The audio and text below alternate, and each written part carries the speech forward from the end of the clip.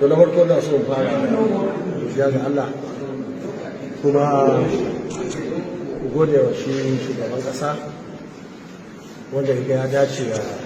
gayyato ne zo wannan babbar fada kuma tun daga gurin da ake bane ake katin shigowa suke cewa sun dade ba su gani ba yanzu da banda shigo tsaya a nan kusan shekara 6 kenan ko 7 kaga wani abu ne ni a gona na tarihi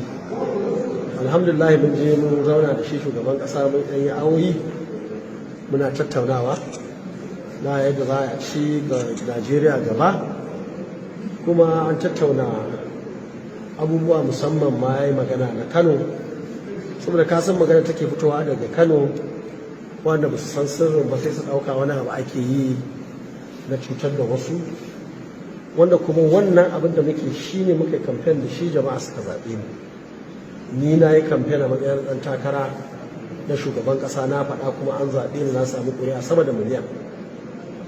shi ma ɗan gwamna wanda yake zaune shi ma abin da ya faɗa ke ranar da aka yi rantsuwa ran nan ya ce zai kafa kwamiti na bincike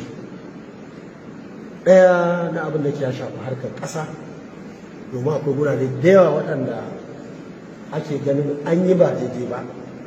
wanda ake so a gyara saboda kuka da mutane suke ta yi a baya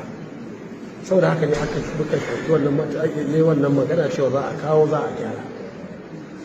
amma da muka shawara akwai gurare guda 4 ko 5 ɗaya akwai filin sukuwa na gwamnati wannan gine-gine an tafi an je an yi kuma mun yi bincike mun gana ɗansa kuma gurin gwamnati ne gurin al'umma ne wanda suke amfani da ita muna ganin wannan bai dace ba kuma ma bisa duk wani tsari da ake yi na gini abu na biyu akwai sashi na jami'ar Maiduguri Kano University of Science and Technology wannan guri bangare ne na jami'a da yara Dubai da suke karatu a guri ya kore su ya kashe wannan gine-gine da aka yi mutane wanda suka san daula sun san tana ɗaya daga cikin manya-manyan gine-gine ba ma a Kano ba a ƙasar nan lokacin da Audu Bako ita ya zo ya cire ga baki ɗaya kori yaran da malaman ya rushe shi ma wannan in ka je CAC za a gani